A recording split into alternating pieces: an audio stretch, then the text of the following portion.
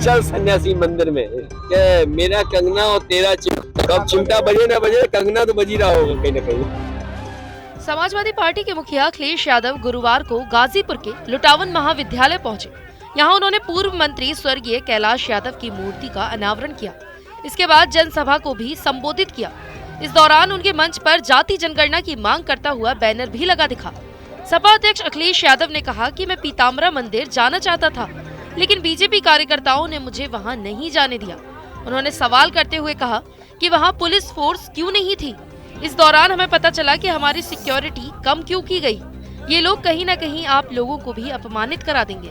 उन्होंने कहा भगवान सबके हैं, वो भगवान के ठेकेदार नहीं है। मैं खुद उस मंदिर में जाना चाहता था। सवाल ये पूछना चाहिए था कि मुझे क्यों रोका? आप पुलिस फोर्स क्यों नहीं थी, सिक्योरिटी क्यों नहीं थी?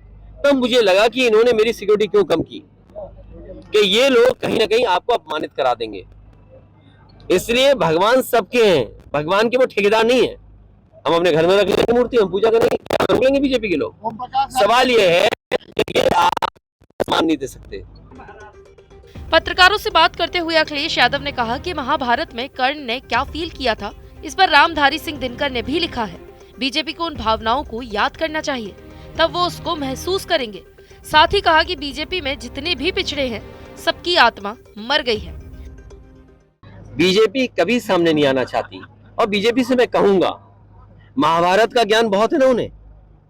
कर्ण ने क्या फील किया था, रामधारी सिंह दिनकर जी ने जो रस्मरती लिखी है उसमें क्या भाव प्रकट किया है। कम से कम बीजेपी को उस पात्र की वो घटनाओं को याद करना चाहिए, तब वो उस दुख को महसूस करेंगे। और ये मैंने कहा आपसे, ये जितने बीजेपी पिछड़े हैं सबकी आत्मा मर गई है। 2024 के आगाज के सवाल पर उन्होंने कहा कि समाजवादी पार्टी लगातार काम करती रहेगी।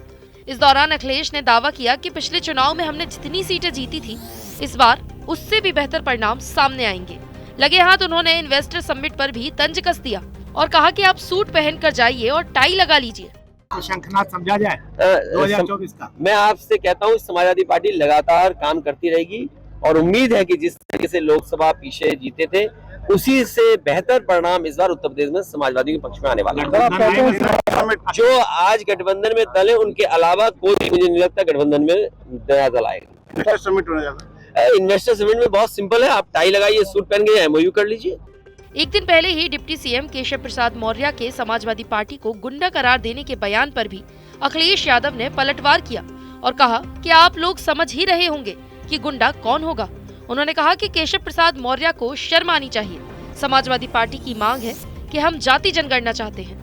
बोल रहे हैं क्योंकि उनके खुद मुकदमे वापस हुए हैं, और कोई डिप्टी सीएम बना हो वो इसलिए बने हैं कि उन्हें असिस्टेंट चाहिए था। मुख्यमंत्री जी को असिस्टेंट चाहिए था उन्हें, कि कोई उनकी अनुपस्थिति में, और खासकर कोई पिछड़ा वो बोले जा करके। अरे वो जो बीजेपी में पिछड़ा चला जाता है उसकी आत्मा मर जाती है।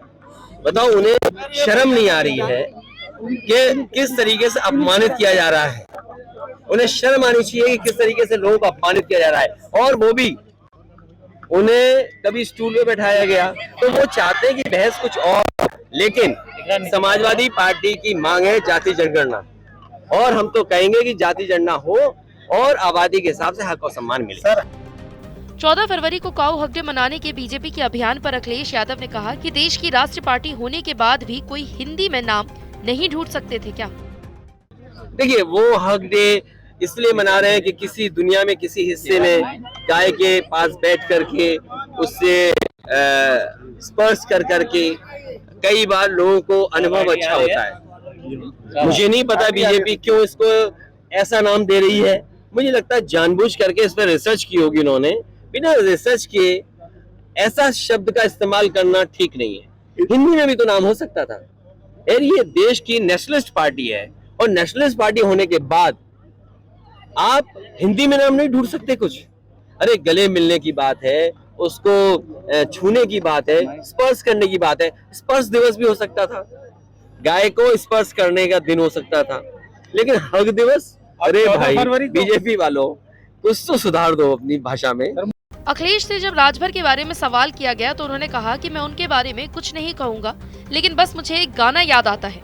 क्या कहेंगे, लगातार आपके ऊपर हमले कर रहे भाई मैं कुछ नहीं कहूंगा, उनका गाना याद करके मैं बड़ा खुश होता हूँ। चल सन्यासी मंदिर में, क्या गाना है भाई? ये कुछ है, नाम तो पूरा बोलो, मैं याद नहीं कर पा रहा हूँ। चल सन्यासी मंदिर में, हाँ, और उसकी दूसरी लाइन जो है कि मेरा कंगना और तेरा चिमटा, कब चिमटा बजे ना बजे कंगना तो बजी रहा होगा कहीं ना कहीं।